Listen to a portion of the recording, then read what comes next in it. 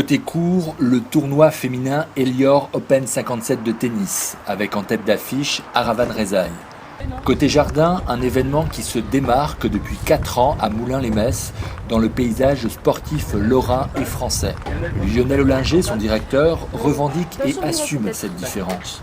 Pour le jeune président de la Ligue lorraine de tennis, ce rendez-vous autour de la petite balle jaune sert de prétexte et rend service à d'autres disciplines.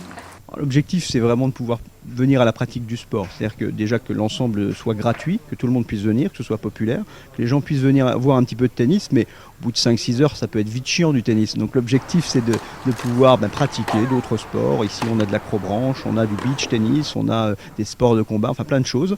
Et puis pouvoir alterner entre la pratique et puis être spectateur d'un match de haut niveau. Donc ça, c'est un premier point. Et puis il y a tout l'aspect musical, avec des programmations très éclectiques les soirs, des concerts gratuits qui se succèdent à partir du mercredi. On a du reggae, du blues, voilà. Et l'enjeu, c'est de mixer tout ça dans le respect évidemment d'un tournoi de haut niveau, un tournoi de tennis de haut niveau, mais avec aussi les sensibilités de gens qui ne sont pas forcément tous des fans de tennis, quoi. Donc qui puissent trouver leur compte également sur d'autres activités. Là, l'objectif, c'est de pouvoir faire de ce tournoi un laboratoire d'idées, de pouvoir faire en sorte de tester justement de nouvelles idées et de pouvoir les dupliquer ailleurs en Lorraine. Donc on essaye d'utiliser complètement cet environnement-là, simplement pour faire des petits, pour faire boule de neige partout ailleurs. Quels enseignements tire le patron du tennis régional des 4 premières éditions ?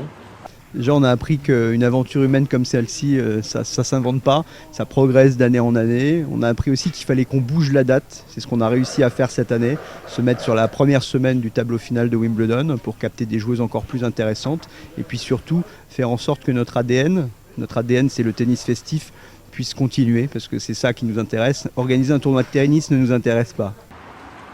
Pour développer l'ADN de l'Elior Open 57 et ce tennis festif, Lionel Ollinger compte sur un noyau dur. Il y a plus d'une centaine de bénévoles qui participent à ce tournoi pendant la semaine.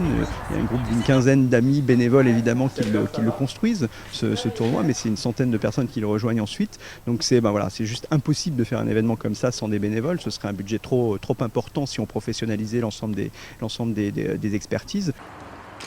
Pour lui, le gazon synthétique de Moulins-les-Metz dépend beaucoup de l'herbe londonienne. L'intérêt, c'est vraiment de le faire évoluer avec Wimbledon parce que les joueuses qui perdent à Wimbledon ont besoin soit de partir en vacances, soit de venir gagner de l'argent ici à Moulins-les-Metz et puis de passer un bon moment. C'est un peu le séminaire des joueuses ici. L'idée, c'est de pouvoir chaque année créer des surprises avec des filles qui auront perdu à Wimbledon et qui viendront surprendre tout le monde en venant à Moulins-les-Metz. Wimbledon a ainsi offert sur un plateau la championne stéphanoise au tennis club de la Saucelle.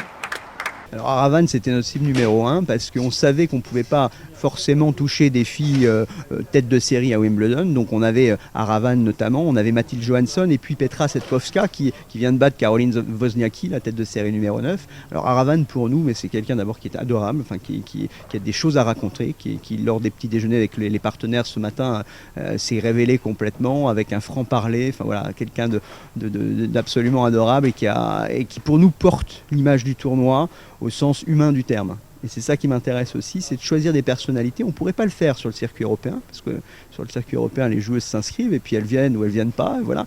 Alors que sur le circuit français, on a cette capacité à monter le tournoi qui fait du bien, on va dire, à l'ensemble du tennis en Lorraine et qui peut porter un peu cette image-là.